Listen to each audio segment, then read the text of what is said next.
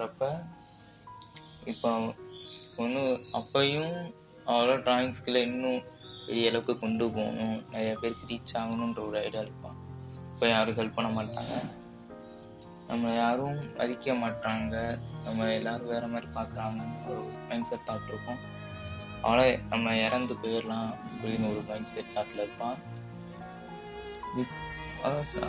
அவளோட கேட்டும் இவளும் தான் ஒரு புதைக்கிற இடத்துக்கிட்ட வந்து பேசிகிட்டு இருக்காங்க, சமாதிக்கிட்ட பேசிகிட்டு இருக்காங்க.